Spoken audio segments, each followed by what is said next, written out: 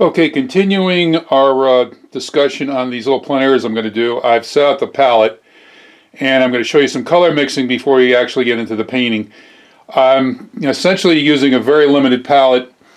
I have essentially yellow ochre, ultramarine blue, and this is burnt sienna with white and black. And over here, out of sight, I have a very little amount of alizarin crimson, which I'll may or may not use. Now, what I have here is essentially a cool yellow, a warm blue, and my red would be the alizarin crimson if I use it. The burnt sienna is sort of a reddish brown, so that would be like my dull red. The black also could be considered, it's all ivory black, it could be considered a dull blue. And I'll show you when I want to mix purple, I can actually use the black and alizarin crimson to get a good purple if I don't want to use the ultramarine blue. Alright, so for my darks, I'm essentially going to take some ultramarine blue and mix it with some burnt sienna. And this is going to give me a really nice rich dark.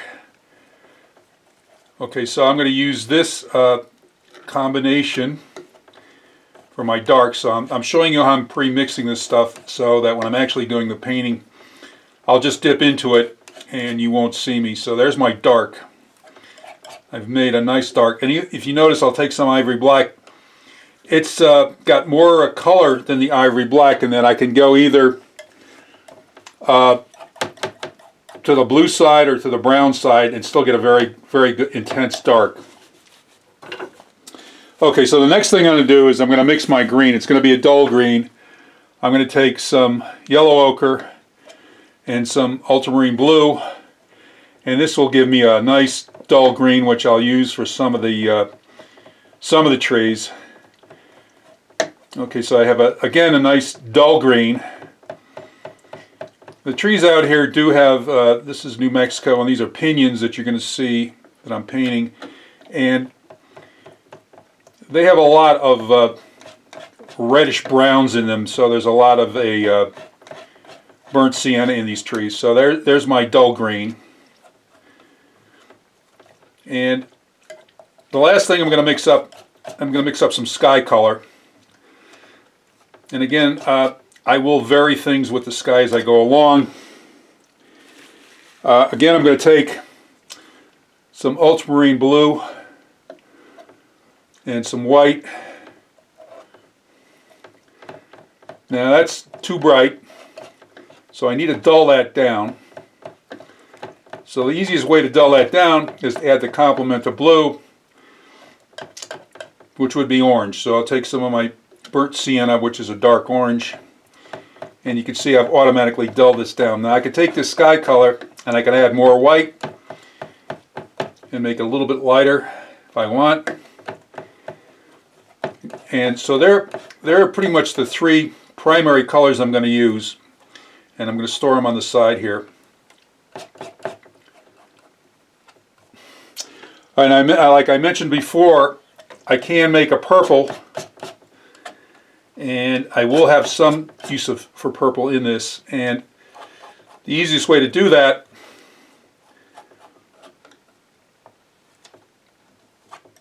would be to mix some, again this is alizarin crimson, and I just mix a little ultramarine blue with that, and that will give me a nice purple, and I can add some white to it, and that's a little bit too much towards the red. And like I said, I can add some ivory black, and that'll give me a deeper purple, because ivory black has essentially blue in it.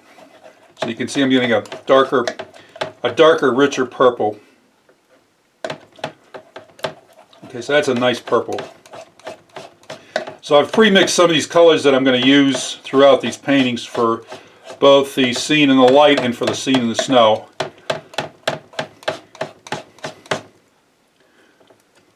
Okay, now my ground color is going to be made up of yellow ochre and burnt sienna and some white, and I'll vary that So that's pretty much covers the limited number of colors I'm going to use in these two paintings. And of course I'll use white for the snow, white mixed with probably yellow ochre to dull it. Basically snow is never really white. It's always has either blue in it or yellow, depending on the position of the sun and the time of day. And that's true of the sky too. So that pretty much gives you an idea of the colors that I'm going to use. Now, normally I wouldn't pre-mix anything. I would actually mix as I go along, but I want to sort of save time and give you an idea of how to mix these colors, so you got to jump start before you start doing the painting. Okay, so in the next sequence we will start the paintings from drawings with either burnt sienna or black, and then we'll start massing things in.